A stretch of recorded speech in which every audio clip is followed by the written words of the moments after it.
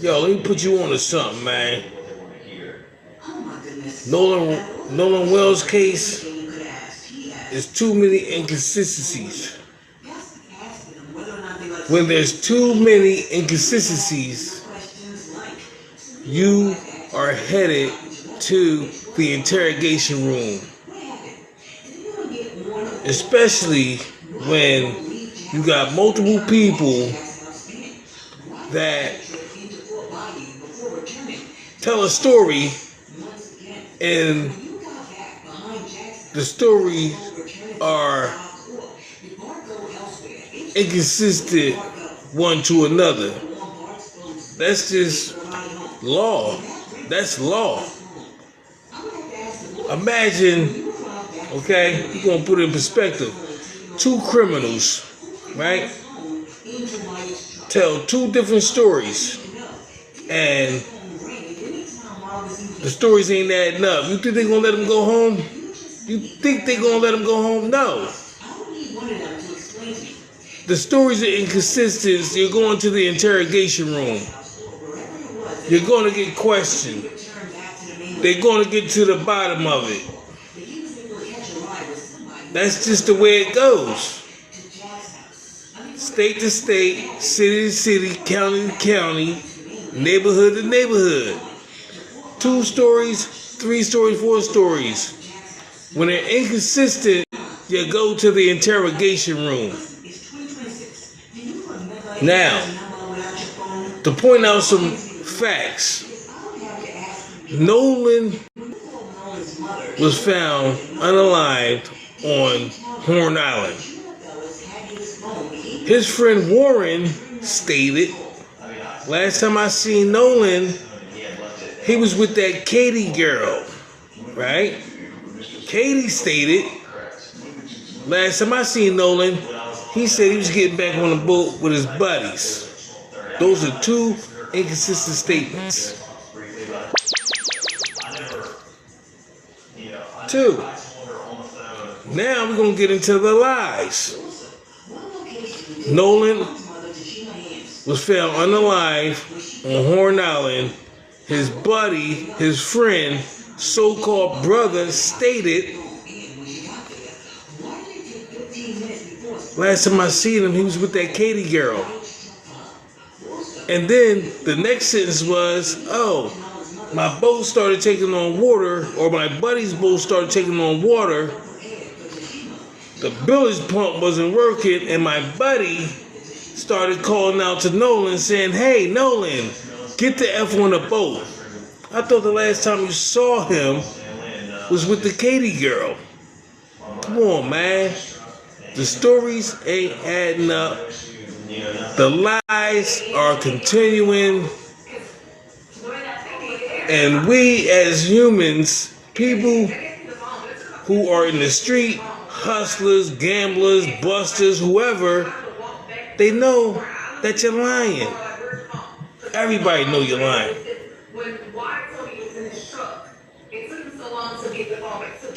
It's impossible for 2 people to tell the same story and the police go with it. It's impossible. Say, okay,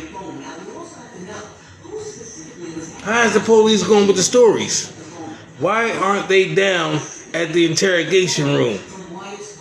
Huh? Why? Do you think for one moment that if 3 black guys and a black girl told inconsistent stories about a white boy that was left behind on Horn Island, would have went home and went to sleep? They wouldn't have got no sleep. They would have been straight up in the interrogation room all day, all night, till the police got the answers they wanted. There's no way that anybody, when it comes to an unaliving, can tell inconsistent stories and just go home and go to sleep.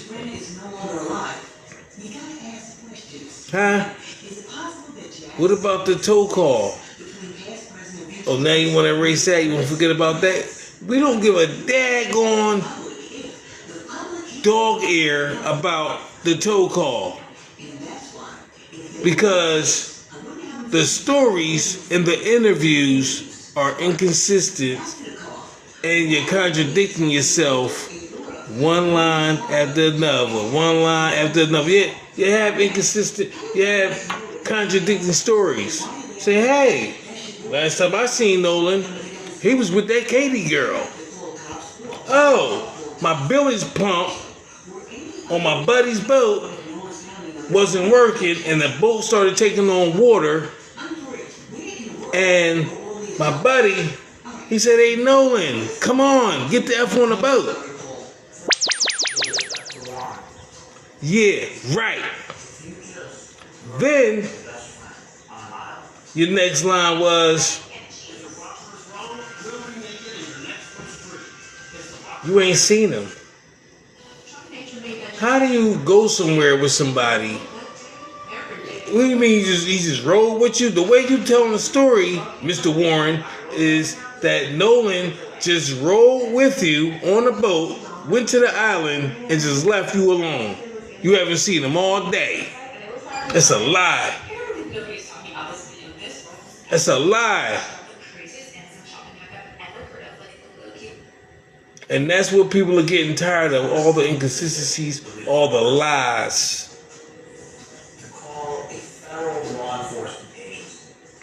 Then they say, oh, there's an arrest in the Nolan Wells case.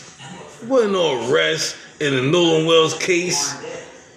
There was an arrest for threats being made on the judge, so-called judge, whoever she is.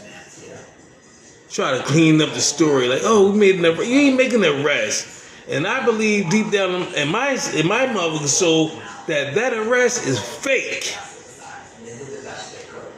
Somehow somebody said, oh, you're gonna receive a package and there's gonna be blood everywhere and all. It's crazy. Who would make a threat like that?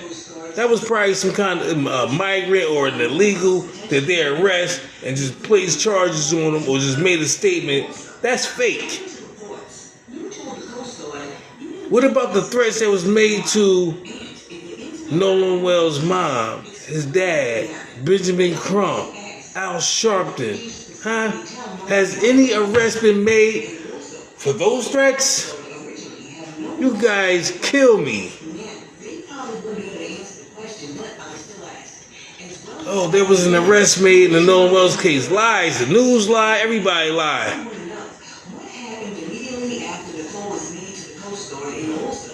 Tomorrow, oh, well, about 11 o'clock at night, between 11 and 12, I made a call to the coast. I called Miss Christina Wells, and I asked her, I told her, we didn't hear from Nolan. Have you heard from him?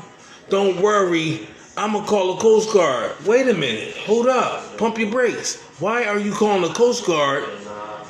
Because nobody ever told you that he was in distress. You said the last time you seen him was with the Katie girl. Why are you calling the Coast Guard?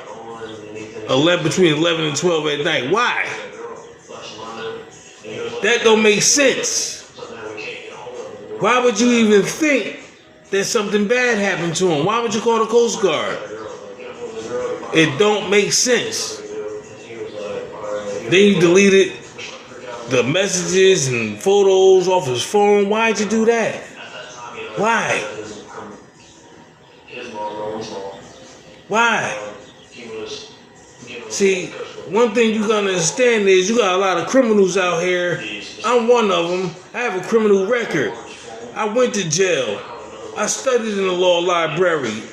I did my best to fight my way out of jail, and I know that those boys are lying.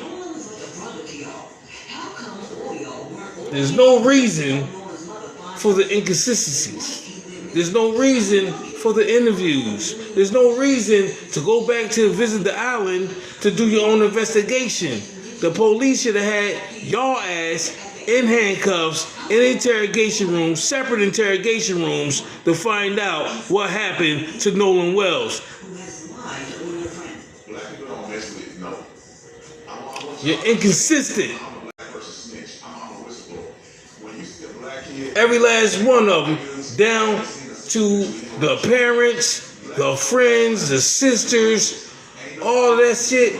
They said, oh, Katie said. But Katie didn't really say it because the message came from Katie's sister. That's called,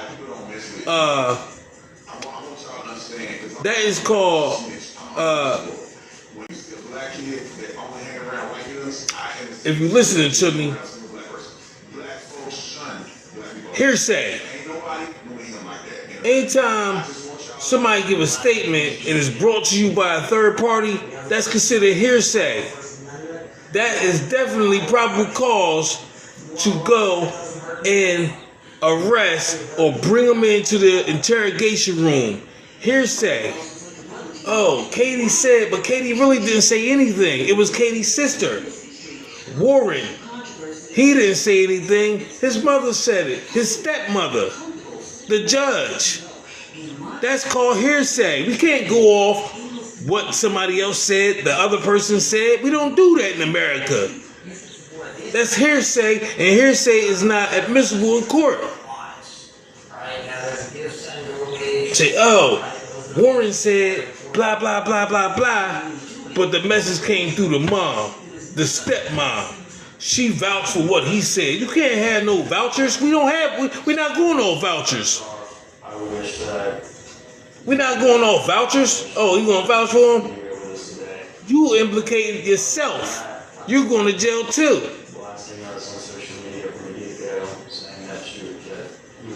Let me commit a crime and relay a message over to somebody and tell them what to tell the feds. You think the feds is going to listen to that? No. They're like, no, we want to hear from that person exactly. We want to hear from that person.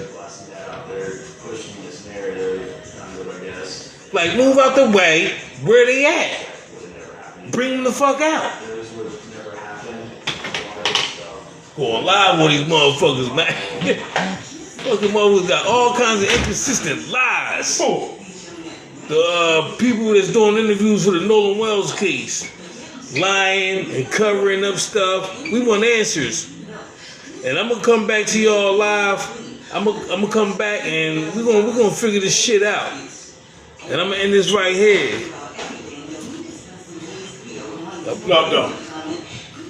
Got motherfuckers fighting.